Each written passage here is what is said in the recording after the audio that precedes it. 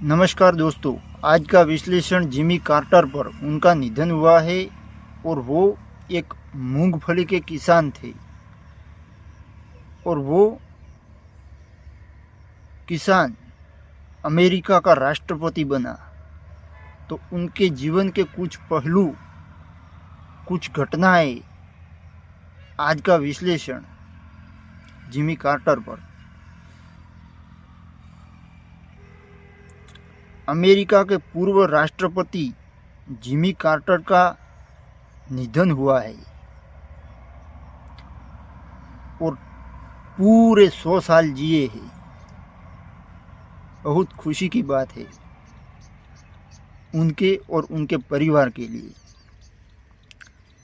तो Jimmy Carter अमेरिकी इतिहास में सबसे ज़्यादा समय तक जीवित रहने वाले पूर्व राष्ट्रपति थे। अमेरिकन हिस्ट्री में आज तक कोई राष्ट्रपति 100 साल तक जिंदगी जी नहीं है। तो अमेरिका के पहले ऐसे राष्ट्रपति जिमी कार्टर जो 100 साल तक जिए, उन्होंने पिछले दिनों अक्टूबर में ही अपना 100वां जन्मदिन मनाया था। पिछले अक्टूबर महीने में कार्टर ने दुनिया भर में लोकतंत्र और मानव अधिकारों की हिमायत करने की पहल करते हुए कार्टर सेंटर की स्थापना की थी। जिमी कार्टर ने दुनिया भर में लोकतंत्र यानी डेमोक्रेसी और मानव अधिकारों उसका नेतृत्व करने के लिए अपनी खुद की इंस्टीट्यूट संस्था स्थापित की थी, कार्टर सेंटर नाम की। इसी सेंटर ने पूर्व राष्ट्रपति के निधन की पुष्टि की है। अब न्यूज़ में उनकी जो कार्टर सेंटर थी, लोकतंत्र यानी डेमोक्रेसी और मानव अधिकारों के नेतृत्व करने वाली संस्था जो थी, उसने अमेरिका के पूर्व राष्ट्रपति जिमी कार्टर के निधन हुआ है ऐसी पुष्टि की है। अब कार्टर सेंटर यानी उनकी इंस्टीट्यूट जो है, उन्होंने बताया कि जिमी कार्टर का रविवार को जॉर्जिया स्थित उनके आवास पर निधन हुआ है। उनके जो जॉर्जिया में घर था वहाँ पर उनका निधन हुआ है, ऐसा उनकी संस्था ने कहा है। कभी मूंगफली की खेती करने वाले कार्टर ने वियतनाम युद्ध में शामिल होने से इनकार करने वाले अमेरिकी युवाओं को माफ़ी दी। अब एक किसान, मूंगफली की खेती करने वाला जिमी कार्टर, जब वियतनाम युद्ध हुआ था तो उसमें शामिल होने से इनकार करने वाले अमेरिकी युवा जो थे, जिन्होंने वियतनाम युद्ध में शामिल होने का इनकार किया था, उनको माफ़ी दी थी। और वह यानी जिमी कार्टर पहले अमेरिकी लीडर थे जिन्होंने जलवायु परिवर्तन को गंभीरता से लिया। उसके बाद जो बाइडेन ने क्लाइमेट चेंज को गंभीरता से लिया है। वैसे हमारे जैसे भारत जैसे विकासशील देशों में अभी तक क्लाइमेट चेंज का इलेक्शन में कुछ इतना होता नहीं है, लेकिन जो डेवलप कंट्री होती है वहाँ पर विकास की बात तो होती ही है। लेकिन आगे जैसे कि क्लाइमेट चेंज एक बहुत बड़ा दुनिया पर प्रभाव डालने वाला है,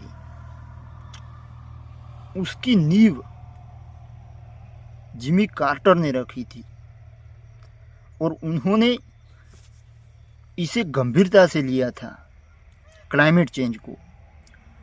तो अब आगे देखते हैं।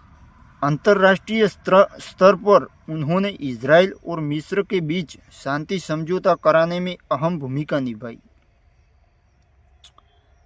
अब मैंने आगे कहा था कि हम कार्टर के कुछ जीवन प्रसंग जो बने थे उस पर चर्चा करेंगे।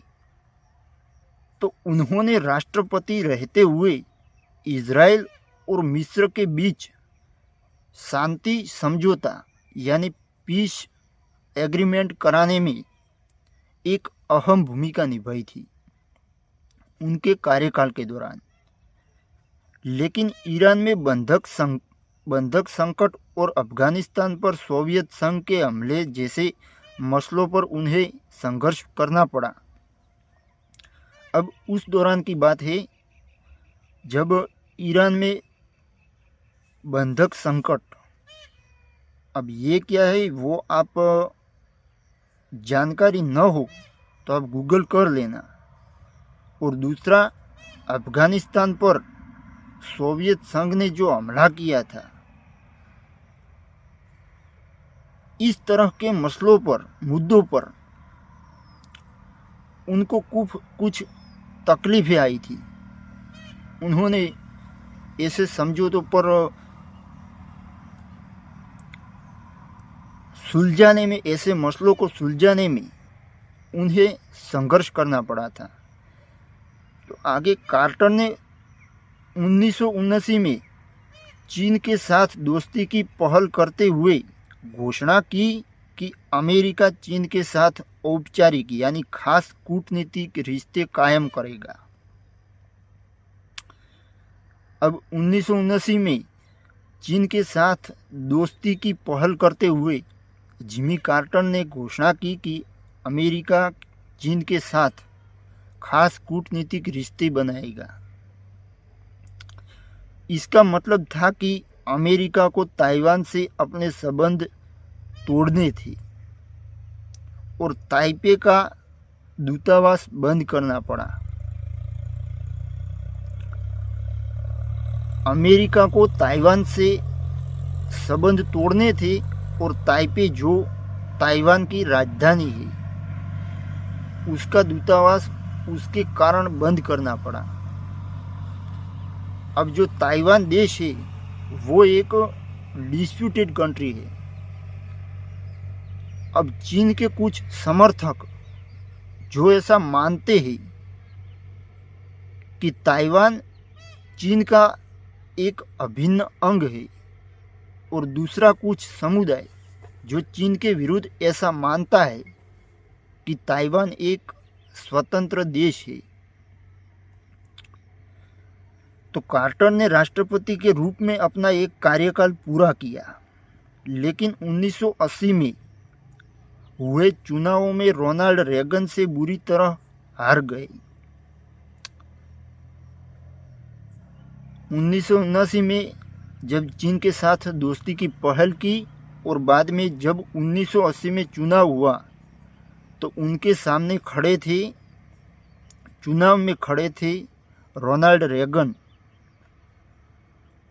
और उनके सामने जिमी कार्टर हार गए। कार्टर को सिर्फ 6 राज्यों में ही जीत मिली थी। अब कार्टर को विश्व शांति, जलवायु परिवर्तन और मानव अधिकार के क्षेत्र में उल्लेखनीय योगदान के लिए नोबेल शांति पुरस्कार से सम्मानित किया गया था। नवंबर 2023 में कार्टर की पत्नी रोसालिन का निधन हो गया। अब पिछले साल ही 2023 में उनकी पत्नी रोसालिन का निधन हुआ था। पत्नी को श्रद्धांजलि देते हुए कार्टर ने लिखा, मैंने जो कुछ भी हासिल किया उसमें वह मेरी बराबर की साझेदार रही। अपनी पत्नी के बारे में कहा उन्होंने कि मैंने जो कुछ भी अपनी जिंदगी में हासिल किया उसमें वो बराबर की साझेदारी रखती थी। मेरी पत्नी, जिमी कार्टर की पत्नी। कार्टर स्किन कैंसर से पीड़ित थी और इसके लिए उनका उपचार किया गया था। बास्केटबॉल और धर्म से उनको लगाव था। जिमी कार्टर का पूरा नाम जेम्स अर्ल कार्टर जूनियर था। उनका जन्म 1 अक्टूबर 1924 को जॉर्जिया के एक छोटे से शहर प्लेन्स में हुआ था। वह 4 भाई बहनों में से सबसे बड़े थे। उनके पिता मूंगफली की खेती करते थे और उनकी मां पेशे से नर्स थी। जिमी स्कूली दिनों में बास्केटबॉल के बेहतरीन खिलाड़ी रहे। उन्होंने 7 साल यूएस नेवी में सेवाएं दी और इसी दौरान उन्होंने अपनी बहन की दोस्त रोसालिन से भी शादी कर ली। जब वो यूएस नेवी में थी तब उन्होंने शादी की। उनकी ही बहन, जिसकी फ्रेंड जो रोसालिन थी, उससे शादी की जिमी कार्टर ने। तो जिमी अमेरिकी नौसेना में सबमरीन अफसर रहे, सबमरीन के ऑफिसर थे। लेकिन 1953 में पिता की मौत के कारण उन्हें घर लौटना पड़ा और वह खेती किसानी में जुट गए। खेती में कार्टर का पहला साल बेहद खराब रहा, नुकसान हुआ होगा। उस साल जबरदस्त सूखा पड़ा और फसल बर्बाद हो गई। लेकिन कार्टर ने हिम्मत नहीं हारी और किसानी को कामयाब बिजनेस बनाया। इसके साथ ही उन्होंने सियासत में भी हाथ आजमाना शुरू किया और स्थानीय युवाओं में जीत हासिल की। जॉर्जिया से सीनेट का चुनाव लड़ने से पहले उन्होंने लाइब्रेरी वार्ड के चुनाव जीते थे। अब उन्होंने नागरिकों के अधिकारों के लिए भी एक अभियान चलाया था और उसका भी विश्लेषण करते हैं। तो 2 बार सीनेट के चुने जाने के बाद कार्टर ने 1970 में जॉर्जिया के गवर्नर बने।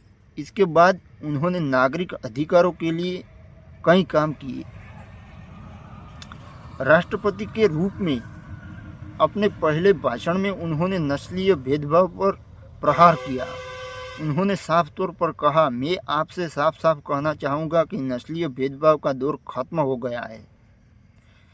उन्होंने अमेरिकी संसद की दीवार पर मार्टिन लूथर किंग की तस्वीर लगवाई और सुनिश्चित किया कि अफ्रीकी मूल के अमेरिकन्स को सरकारी कार्यालयों में नियुक्त किया जाए। हालांकि कार्टर को ईसाई धर्म और उदारवाद में संतुलन बनाए रखने में मुश्किलात आए। हालांकि जब गर्भपात कानून का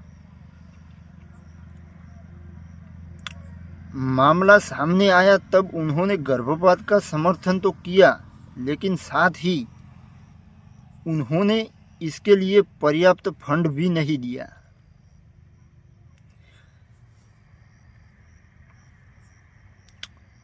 वैसे अंधकार हो रहा है, लेकिन फिर भी मैं अपना वीडियो चालू रखता हूँ, क्योंकि मुझे नहीं देखना है, मेरी बात को सुनना है।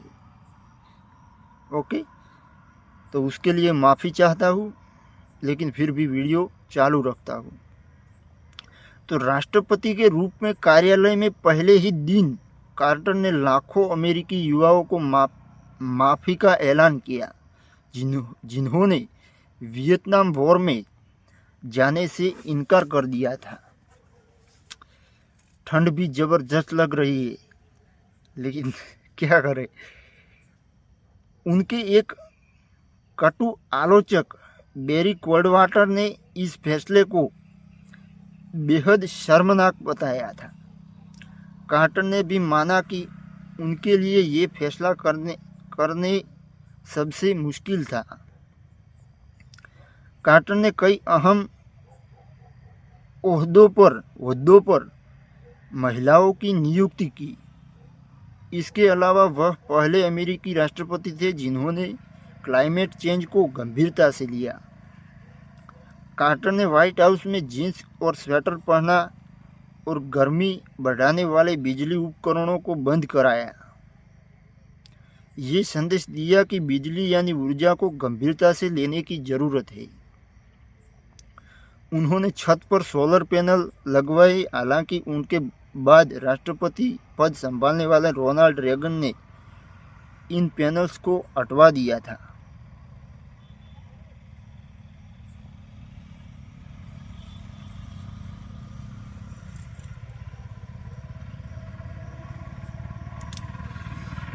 अब लोकप्रियता और रेगन से मिली हार, उसके बारे में थोड़ा विश्लेषण करते हैं।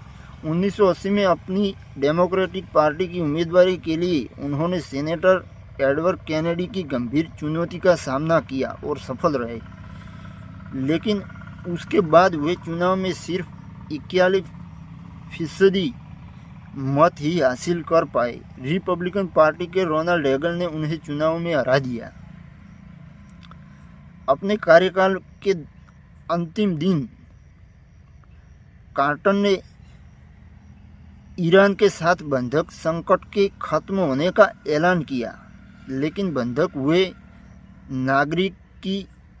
अमेरिकी नागरिक राष्ट्रपति रेगन के शपथ समारोह के बाद ही ईरान से अमेरिका के लिए रवाना हो सके। जब उन्होंने पद छोड़ा उस वक्त उनकी लोकप्रियता किसी भी अन्य अमेरिकी राष्ट्रपति की तुलना में सबसे कम थी। लेकिन बाद के वर्षों में उनकी साख बेहतर हुई। अमेरिकी सरकार की ओर से कार्टर ने उत्तर कोरिया के साथ बातचीत की। साथ ही साल 2002 में कार्टर थियोडोर रूजवेल्ट और वुड्रो विल्सन के बाद नोबेल पुरस्कार जीतने वाले तीसरे राष्ट्रपति बने। वे ऐसे पहले राष्ट्रपति बने जिन्हें ये विख्यात पुरस्कार पद छोड़ने के बाद मिला। नोबेल पुरस्कार स्वीकार करने के बाद दिए अपने भाषण में कार्टर ने कहा था, सबसे गंभीर समस्या पृथ्वी पर सबसे अमीर और सबसे गरीब के बीच बढ़ती खाई है। नेल्सन मंडेला के साथ उन्होंने द एल्डर्स नाम की एक संस्था बनाई जो शांति और मानव अधिकारों पर काम करने वाले वैश्विक नेताओं का एक समूह था। वैसे हमारे प्रधानमंत्री नरेंद्र मोदी कहते हैं कि अपने विचारों को संस्थाओं में परिवर्तित करो, तो ये नेता भी अपने विचारों को 2 बार उन्होंने एक अगली मैंने जो बोली वो संस्था बनाई और द एल्डर्स नाम की नेल्सन मंडेला के साथ मिलकर बनाई। नेल्सन मंडेला भी एक बहुत सक्सेसफुल नेता है, उन पर भी मैं विश्लेषण करूंगा। ठंड जोरदार लग रही है, मुझे ठंड लग रही है और आप वीडियो एंजॉय कर रहे हो, लेकिन मुझे ठंड की परवाह नहीं है। आप अगर एंजॉय कर रहे हो तो मेरी ठंड उड़ जाती है। जब मैं ऐसा सोचता हूँ कि लोग मेरे वीडियो को देखते ही और उन्हें मज़ा आता है, तो फिर ठंड लग रही, कोई दिक्कत नहीं है। अब कार्टर को अमेरिकी कोई चाहत नहीं थी। रिटायर होने के बाद कार्टर ने एक साधारण लाइफस्टाइल को तरजीह दी। उन्होंने आकर्षक भाषणों और कॉरपोरेट जगत से परहेज किया। अपने राष्ट्रपति काल से ही वो साफ कहते थे कि उन्हें पैसे नहीं कमाने हैं। कार्टर ओवल ऑफिस में अपने समय से पैसा नहीं कमाना चाहते थे। एक बार वॉशिंगटन पोस्ट को कार्टर ने बताया था, इसमें क्या गलत है, जो लोग पैसे कमाते हैं वो गलत नहीं है, लेकिन अमीर होना कभी भी मेरी महत्वाकांक्षा नहीं रही है। तो वॉशिंगटन पोस्ट के मुताबिक कार्टर के घर की कीमत $1,67,000 US थी। ये उनकी सेवा में तैनात सीक्रेट सर्विस की गाड़ियों से भी कम थी। साल 2015 में उन्होंने कहा था कि उन्हें कैंसर है जिसका इलाज चल रहा है। कार्टर के जीवन में धर्म का खास स्थान था और कोई आदमी धर्म से परहेज नहीं कर सकता। धर्म यानी हिंदू मुसलमान ख्रिस्ती नहीं, मनुष्य धर्म। सबसे पहला धर्म मनुष्य धर्म होता है।